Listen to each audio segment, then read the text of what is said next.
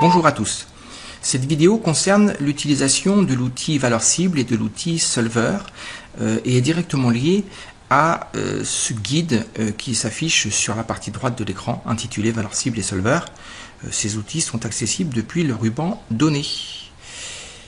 Alors, on va déjà parler de la valeur cible et ensuite on continuera avec le solver. Alors la valeur cible, à quoi ça sert? Eh bien, prenons un exemple simple. Très souvent, dans Excel, vous avez une série de données, vous écrivez des formules et vous obtenez des résultats. Parfois, vous pouvez être amené à vous poser la question, si je voulais tel résultat, quelles seraient les données de départ? Alors, si on voulait le faire, il faudrait écrire d'autres formules. Mais on peut le faire sans avoir à connaître les formules. Parfois c'est même impossible, il n'existe pas de formule qui permette de remonter jusqu'aux valeurs d'antécédents. Eh bien on a l'outil valeur cible ou bien l'outil solver. On va prendre un exemple très simple qui se trouve dans ce guide. Il s'agit donc de calculer à partir d'un prix hors taxe et d'un montant de TVA un prix TTC. Donc il y a une formule très simple qui est d'ajouter la TVA au prix hors taxe et d'avoir le prix TTC. Pour des raisons commerciales, un commerçant donc, voudrait un article au prix de 199,9 € et il se pose la question de savoir quel serait le prix hors taxe qu'il devrait facturer. Pour cela, on va utiliser l'outil valeur cible. Donc dans le ruban données et on va cliquer sur valeur cible. Alors, cette boîte de dialogue comprend trois champs. Le premier champ, c'est cellule à définir. Alors, ce qu'il faut savoir, c'est ce qu'il faut se rappeler, c'est que la cellule à définir doit forcément contenir une formule. Effectivement, pour pouvoir définir cette cellule, le contenu de cette cellule, Excel doit savoir comment faire, comment vous arrivez à obtenir le résultat dans la cellule. Ici, la cellule à définir, ça va être le prix TTC. Effectivement, il y a une formule dans le prix TTC qui est le prix hors taxe multiplié par 1 plus la TVA sur 100. Et la valeur à atteindre, c'est une cellule qui a priori ne contient pas de formule. C'est la valeur 199,9. Voilà. Et la cellule à modifier, eh bien, ça va être la cellule ici, prix brut, puisqu'on cherche le prix hors taxe, sachant que l'on voudrait 199,9 pour la cellule à définir. On valide par OK. Donc, Excel a trouvé une solution. Il a trouvé 199,9, donc il a trouvé une valeur exacte. Parfois c'est une valeur approchée, mais ici c'est vraiment le 199,9. Et pour ce faire, donc le prix brut est égal à 165,21 €. On valide par OK. Alors on remarque une chose, c'est que la formule qui était dans le prix TTC n'a pas été modifiée. C'est une formule dont Excel s'est servi pour pouvoir, suite à plusieurs itérations, trouver quel était le prix brut pour obtenir un prix TTC de 199,9 €. Bien. Je vais revenir sur le 450 € ici. Et puis, on va faire la même chose avec un outil beaucoup plus puissant qui est l'outil solver. Alors, il est un peu plus difficile à manier, mais on peut faire beaucoup plus de choses avec cet outil. Vous voyez ici que dans le ruban données, le bouton solver n'est pas apparent. Effectivement, le solver n'est pas installé avec l'installation standard de Microsoft Excel. Donc il s'agit d'un complément qu'il faut aller activer. Pour ce faire, on va sur Fichier, Options, on clique sur Complément. Et là, vous voyez dans Complément d'application inactif, on a Complément solver. On clique sur Atteindre. Et on coche complément solver. On valide par OK. Vous voyez que il y a une nouvelle rubrique analyse qui s'est affichée avec ici le bouton solver. Et donc on va cliquer sur ce bouton. Alors voilà le solver.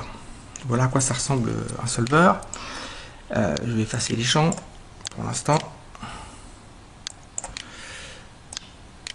Alors, le solver, il y a plusieurs zones. Il y a premièrement une zone objectif à définir. Bien, ça ressemble à ce qu'on avait fait pour la valeur cible. C'est effectivement l'objectif à définir. Ça va être une cellule qui contient une formule. Mais on a plus d'options. On peut lui demander la valeur maximale de cette cellule, de rechercher la valeur minimale. Ça peut être très intéressant pour chercher des extrémums. Ou bien demander une valeur. Cellules variables au pluriel. On peut avoir avec le solver plusieurs cellules variables. Et on peut aussi avoir, on va y venir, des contraintes. Dans ce premier cas, on n'aura pas de contraintes, mais on va en ajouter ensuite. Alors l'objectif à définir, ça va être le prix TTC. Ce qu'on veut, c'est une valeur de 199,9.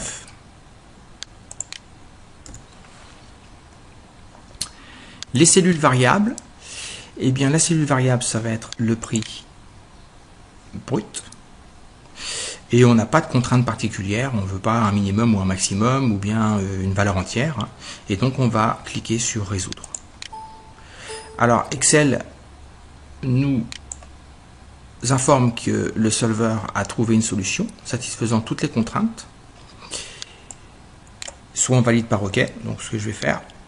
Et on a donc ici le prix TTC atteint à 199,9 € pour effectivement un prix brut de 165,21 €.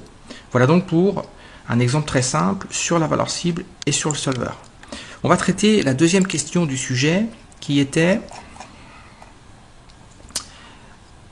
à propos donc toujours d'un commercial qui a le problème suivant. Donc il vend une quantité à un prix unitaire. Il a un prix donc de vente unitaire, un prix d'achat unitaire et une marge commerciale qui sera l'écart entre le prix de vente et le prix d'achat multiplié par la quantité. Donc le commercial souhaite atteindre une marge commerciale de 800 000 €, mais certaines contraintes s'imposent. Donc, ce qui fait que le problème peut devenir très vite compliqué. La quantité vendue ne peut pas être supérieure à 600 unités. La concurrence limite le prix de vente à un maximum de 3 500 € et le prix d'achat unitaire ne peut être inférieur à 1 800 € après négociation. Donc on va essayer de prendre les différentes contraintes les unes après les autres. On va commencer par la quantité vendue qui ne peut pas être supérieure à 600 €. Alors voilà donc le calcul, les cellules que va remplir le commercial. Donc ici on a la quantité, le prix de vente unitaire, le prix d'achat unitaire et puis la marge commerciale, ça va être B1, donc la quantité, multipliée par la différence B2 moins B3, c'est-à-dire prix de vente moins prix d'achat. Voilà. Alors, on va lancer le solver. La cellule à définir, eh bien, le commercial souhaiterait, je rappelle, ici, le commercial souhaite atteindre la marge commerciale, donc déterminer la quantité et les prix d'achat de vente permettant d'obtenir une marge commerciale de 800 000 €. Alors j'ai mis une petite aide ici, c'est-à-dire qu'on va avoir la cellule à définir qui va être la cellule B4, c'est-à-dire sa marge commerciale. Donc on va dire que la cellule donc à définir, ça va être la marge commerciale B4 et il voudrait atteindre 800 000 €. Voilà. Cellule variable au pluriel. Donc la cellule variable, qu'est-ce qui va être variable? Ça va être B1, la quantité, mais ça va être aussi B3, le prix d'achat unitaire. Donc pour les cellules variables, il y en a plusieurs. On va mettre donc B1, la quantité, et on va mettre aussi contrôle B3. Alors vous voyez, non c'est B1, B3, pardon, non, c'est B1, voilà, 2 points, B3. Voilà. Donc je reviens sur le sujet. On aura le prix de vente unitaire effectivement qui sera déterminé par Excel. le prix d'achat unitaire également, et les quantités vendues. Donc, ce qui fait qu'on aura ici, si on regarde ce qui est en surbrillance, hein, on aura ici 3 cellules variables. Hein. Excel est capable d'avoir plusieurs variables à gérer. Alors, on ne va pas laisser ces valeurs agir sans contrainte. La première contrainte, c'est que la quantité vendue ne peut pas être supérieure à 600 unités. Ça veut dire que la quantité vendue, donc c'est B1, elle doit être inférieure à 600. Donc on va aller sur contrainte et on va cliquer sur ajouter.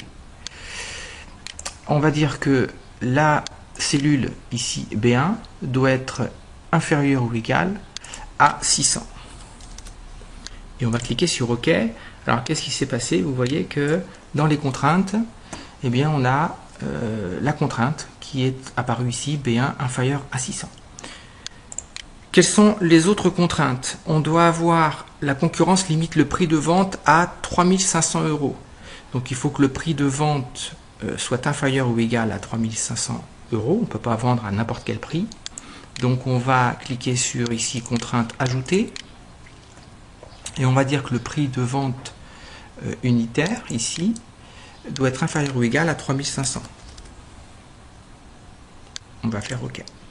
Vous voyez que Excel a ajouté une deuxième ligne dans les contraintes qui est B2 inférieur à 3500. Quelles sont les autres contraintes? Le prix d'achat unitaire ne peut être inférieur à 1800 €. Donc cette fois-ci, on va avoir la cellule donc B3 qui doit être supérieure ou égale à 1800 €. Donc je reviens sur le solver, on va ajouter une contrainte et on va dire que B3 doit être supérieur ou égal à 1800 €. Et on va cliquer sur OK. Alors, j'ai les contraintes qui se trouvent les mêmes que celles qui sont écrites dans le guide. Ceci dit, on va en ajouter une autre qui est demandée juste après, qui est le fait que la quantité vendue, c'est forcément une quantité entière. On a un nombre entier d'articles. Donc on va ajouter une contrainte et on va dire que cette quantité vendue doit être un entier. On clique sur OK. Donc si je résume, on a un objectif à définir qui est la marge commerciale à 800 000 €. On a les cellules variables, eh bien c'est B1 jusqu'à B3, c'est-à-dire quantité vendue, prix de vente et prix d'achat. Et on a au niveau des contraintes, eh bien la quantité inférieure à 600, la quantité qui est un entier, le prix de vente inférieur à 3500 et le prix d'achat supérieur à 1800 € et on clique sur résoudre.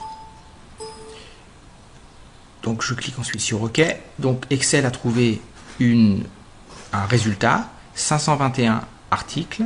Voici le prix de vente qu'il faudrait pratiquer et voici le prix d'achat qu'il faudrait obtenir pour avoir 800 000 €. Voilà donc pour cet exemple. Alors, dans le guide, on retrouve effectivement ces valeurs-là. Alors ça, c'était les valeurs avec une quantité vendue qui n'était pas entière. Et puis si on applique maintenant, si on demande maintenant, on rajoute une contrainte pour avoir une partie entière de quantité vendue, et bien on retrouve ces valeurs que voici. Voilà donc pour cette vidéo sur les outils valeurs cibles et solver. À très bientôt et très bonne journée à vous.